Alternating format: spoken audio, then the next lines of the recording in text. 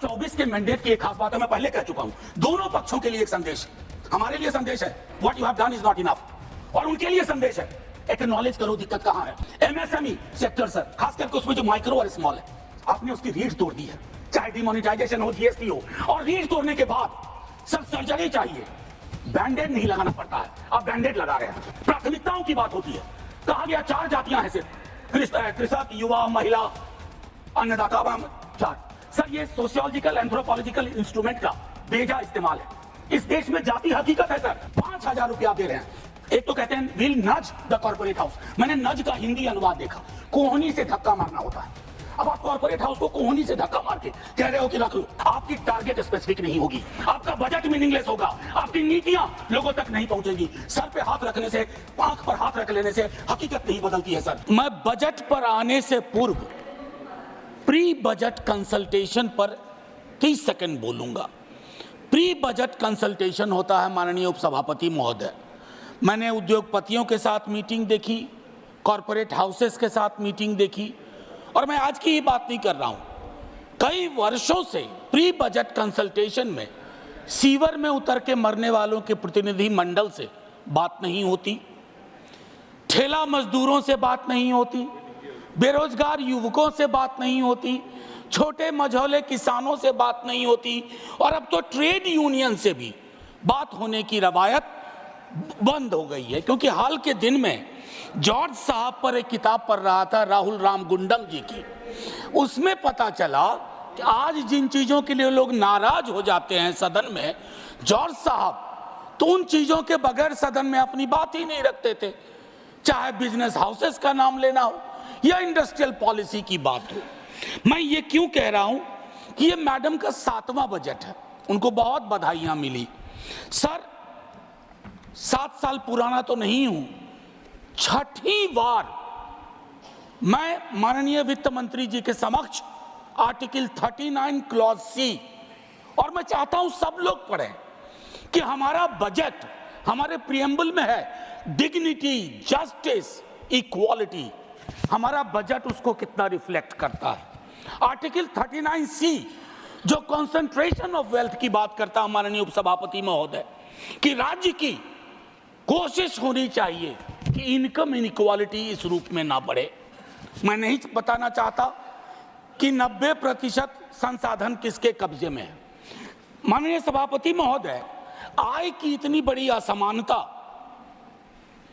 परेशानी इस बात से होती है, यह मत समझिएगा कि मैं धन संचय का विरोधी हूं या अमीरी का विरोधी हूं, लेकिन अश्लील अमीरी और जिसका भोंडा प्रदर्शन हमने हाल के दिनों में देखा है, सर दिक्कत उससे है। इसलिए आय की असमानता पर बात होनी चाहिए। माननीय सभापति महोदय, मेरे साथी हमारी पार्टी से बोल चुके हैं, मैं मनरेगा पर 1-2 बात कहना चाहता हूं। अपने स्थापना से लेकर के आज तक पहली बार मनरेगा का उस रूप में जिक्र नहीं हुआ जैसा होता है रहा है। 86,000 करोड़ दिए गए। सर अभी मेरे पास पूरे आंकड़े हैं। 86,000 करोड़ जो कि इंतरिम बजट के बराबर हैं। आपका एक्चुअल एक्सपेंडिचर 1,05,000 करोड़ था, 20,000 का गैप है, और ये मैं इसके आधार पर कह रहा हूं, मैं आंकड़े गर नहीं रहा हूं। मैं दूसरी बात कहना चाहता हूं, इससे क्या होगा? मजदूरी के भुगतान में देरी होगी, सप्रेशन ऑफ डिमांड होगा, और क्वालिटी एसेट्स का निर्माण नहीं होगा। माननीय उपसभापति महोदय, भारत की शिक्षा, स्वास्थ्य और बाल विकास की योजनाओं में 50 लाख से ज्यादा स्कीम वर्कर्स हैं, जिसमें 90% से ज्यादा महिलाएं हैं।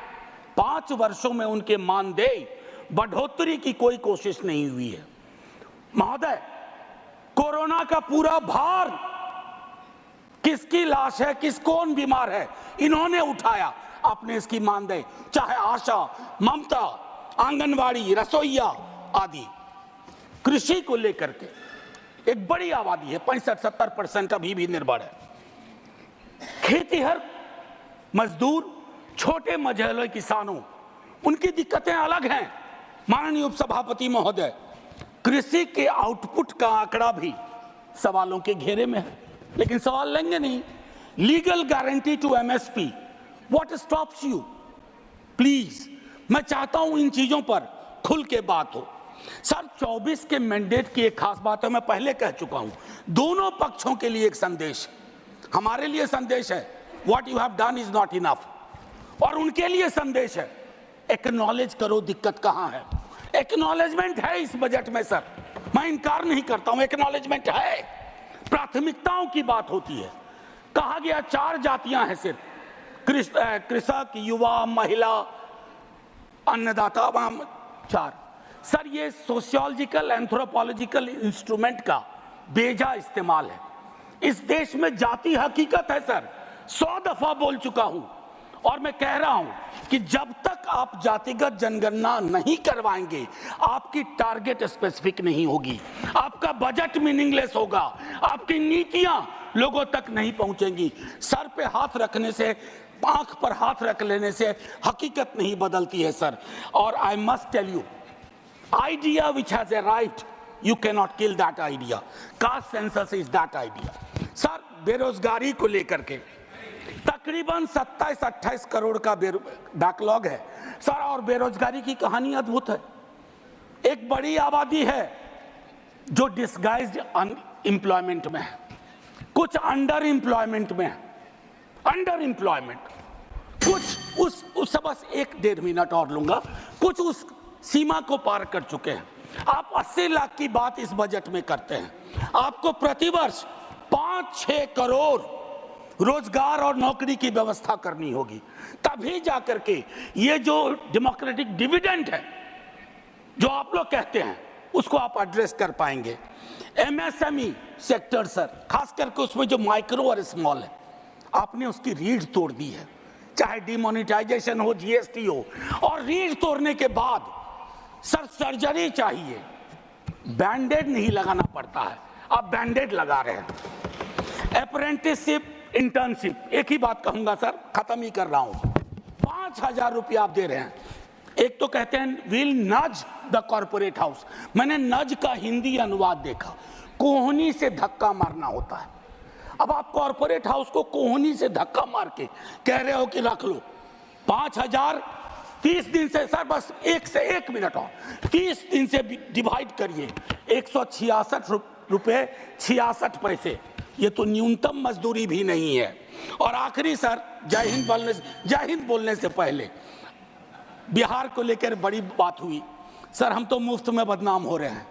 2015 का प्रधानमंत्री जी का आरा वीर कुंवर सिंह की धरती का भाषण सुनिए, फिर टॉर्च लेकर के या लालटेन लेकर के स्किल यूनिवर्सिटी ढूंढिए, केंद्रीय विश्वविद्यालय भागलपुर में ढूंढिए। हम तो सिर्फ इतना कहना चाहते हैं, हमने लाखों के बोल सहे सितमगर तेरे लिए, तो मैं सितमगर से आग्रह करूंगा इन मुद्दों के मद्देनजर बजट को रीलुक दीजिए, बजट को आम आदमी का बजट बनाइए। जय हिंद सर, शुक्रिया बहुत।